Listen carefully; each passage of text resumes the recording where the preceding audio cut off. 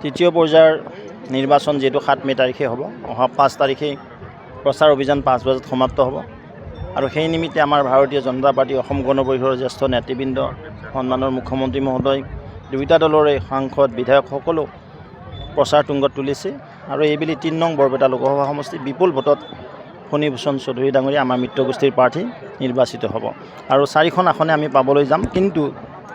কিন্তু কৈছোঁ ধুবুৰীত কণ্টেষ্ট হ'ব। ধুবুৰীত কি আজমলৰ ঝড়ফুকৰ ৰাজনীতি এইবাৰো চলিব নেকি?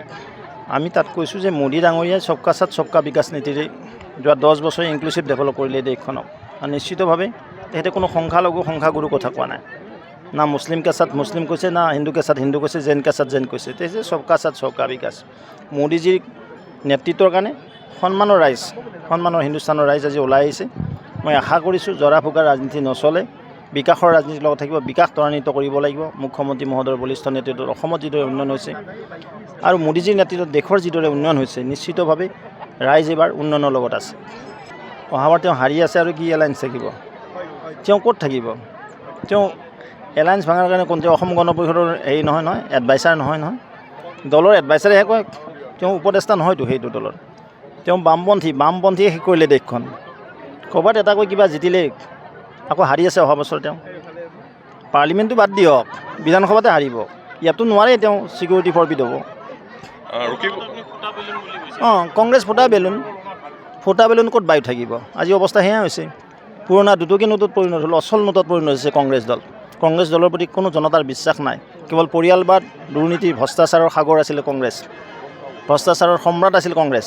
তাৰ কাৰণে হিন্দুস্তানৰ জনগণে কংগ্ৰেছক এভইড কৰিছে, বাই দিছে। অখিল গগৈ এতিয়া তেওঁৰে প্ৰশ্ন আহি পৰিছে, শিৱসাগৰত তেওঁ নিজে হাৰিব। শিৱসাগৰবাসীয়ে আমাৰ মিত্ৰগোষ্ঠীক ভাৰতীয় জনতা পাৰ্টিক জনাদেশ দিছে। এইবাৰ লোকসভা নিৰ্বাচন শিৱসাগৰত আমাৰ তপন গগৈ ডাঙৰীয়া লিড ল'ব। ভূপেন বৰা চেলেঞ্জ কি প্ৰয়োজন আছে? তেওঁ দলটো ঠিক কৰি ৰাখক। বাস্তৱে তেওঁৰ দলত কিমান মানুহ আহিব নোৱাৰে সেইটো চেলেঞ্জ তেওঁ দিয়ক। সদায় তেওঁ ঠেং দাঙি আছে তেওঁৰ দলৰ মানুহ, ইভন বিধায়কবিলাকো আহিম বুলি কৈ আছে। আগতে নিজৰ দলটো ঠিক কৰক, তাৰপিছত বেলেগ দলৰ কথা ক'ব। অখিলৰ নিজৰ বিদায় হৈ গৈছে, তেওঁ ভৰিটো অলপ মাটি নোহোৱা হৈছে। মামাক বিদায় দিয়াৰ কাৰণে কোনোজন জন্ম নাই। মই ক'লোঁ হিমন্ত বিশ্ব শৰ্মা ডাঙৰীয়া নেতা নাই অসমত, যিদৰে মোদীজীক কম্পিট কৰা নেতা নাই ভাৰতবৰ্ষত।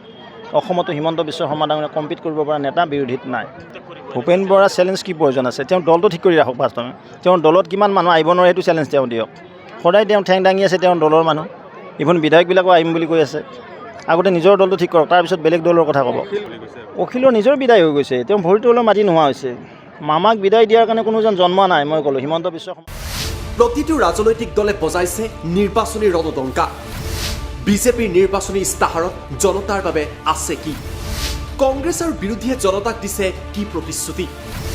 AIUDF ফেক্টৰ হ'ব নেকি এইবাৰৰ নিৰ্বাচনত? প্ৰতিটো দলৰ প্ৰতিনিধিয়ে জনতাক ক'ব তেওঁলোকৰ প্ৰতিশ্ৰুতিৰ কথা। ষ্টাৰ চিমেণ্ট 24ত চৰকাৰ কাৰ, পাৱাৰ্ড বাই ডাটা মিছন।